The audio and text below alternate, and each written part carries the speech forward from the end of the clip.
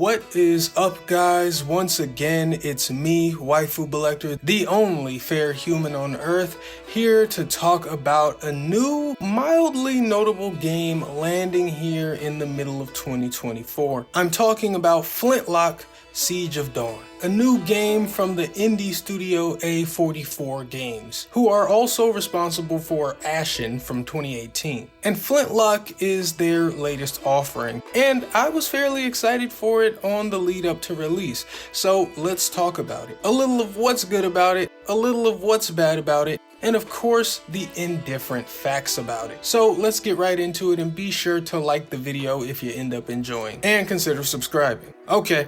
Here we go. And I guess I'll start with some basics. What kind of game is this? Well, the devs themselves refer to it as a Souls-lite. In other words, it's a new entry in the emerging genre that, on my channel, I've been calling the pseudo-Souls. Games like Jedi Fallen Order, Survivor, and Stellar Blade, that kind of thing. And what it really means is an action-adventure game, not an RPG, with some Souls elements. The most prominent element, of course, being challenging combat encounters. So that is what Flintlock is. If you've played Stellar Blade or the Star Wars Jedi games, that should give you a good base understanding of Flintlock's genre. Now, depending on who you are, challenging combat encounters may attract or deter you, but Flintlock is well on the easier side of the pseudo-Souls genre. It is definitively easier than Star Wars Jedi or Stellar Blade. At least that's my takeaway from my normal difficulty playthrough. If you're looking for a zestier challenge, then you'll have to go up to the hard difficulty called Possessed. And while I don't think the difficulty choice of Flintlock is something that greatly elevates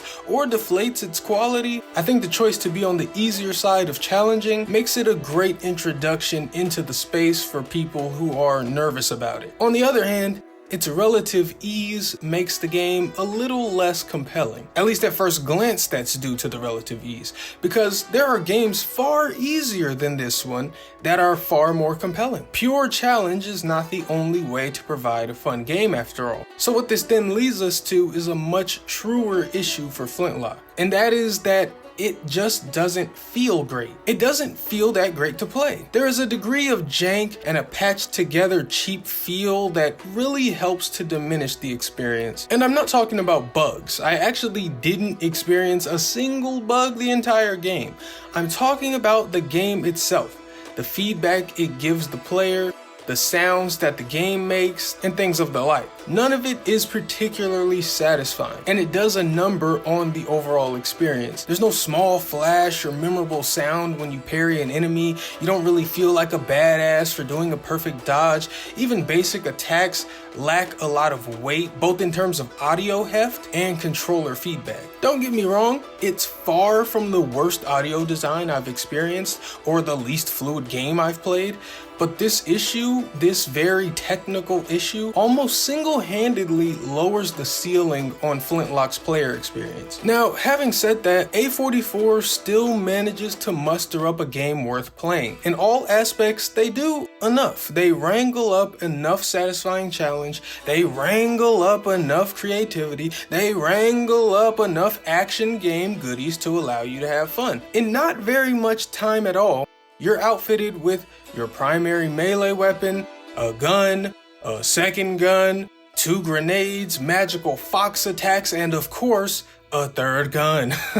It's a lot to use. It's a lot to get to unleash, and figuring out when and how to unleash these weapons, most of which are limited use between resting points, that creates the bulk of the fun, especially in some of the game's tougher boss fights. And I say you have all these tools in not very much time because another boon that Flintlock has working for it is its length. This game's not very long at all. My playthrough ended at about 9 hours. And admittedly, I didn't do an absolute ton of side content, but I did do some. So regardless of whether you do more or less side content than me, I think you'll find that the game is modest in length. But it works in Flintlock's favor, and I think the devs were under no delusions about the game they had. I think they could feel their own technical and feedback shortcomings and opted not to make you play 30 hours of it. Because to be frank, it wouldn't remain fun for that long. So as a result, Flintlock really benefits from sensible pacing for the most part, even if it does mean their world building gets a little rushed and the cadence of encounters is a little bit formulaic. Speaking of world building, let's talk about the narrative and world. The story isn't absolutely awful, but it's overall pretty forgettable. There are a few interesting lore tidbits about the world that make for cool concepts, but not enough to make you really want to delve deep. They do, however, do this thing aesthetically that I love, where a lot of characters and environments have this Victorian or colonial American military feel set against the fantasy threat. It's the military part specifically and the inclusion of a lot more color that wholly separate it from something also doing Victorian fantasy like Bloodborne. I just think the spectacle of a bunch of redcoats storming the gate to the underworld is really fun and cool. Now, Flintlock's length, as I said before, influences gameplay pace in a positive way, but narratively, it causes things to feel a tad bit rushed. It's actually fine for the most part, because honestly, the story isn't insanely compelling, but where I wish I'd had more time is with the two main characters.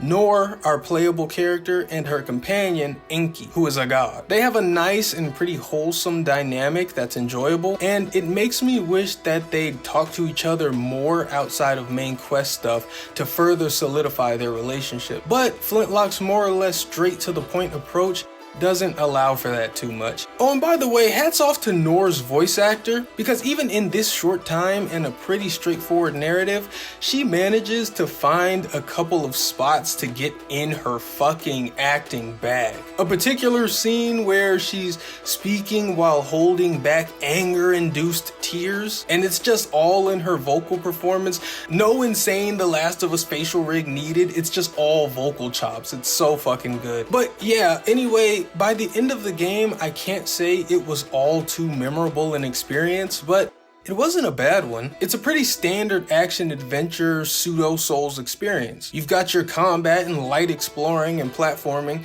with a touch of Souls enemies who will kill you in a few hits, and a couple of bosses whose patterns you'll have to learn. And while the pseudo-Souls genre is already one that dials back the difficulty from the Souls-like genre, this is probably even the easiest pseudo-Souls I've played. Overall, I think Flintlock is a far from outstanding, but still good game. Nothing to rush to, but nothing you'll regret. If I had to put a number on it, I'm feeling like a 7 out of 10 is appropriate. 70% good, 30% break. There's worse places to be, but also better places to be.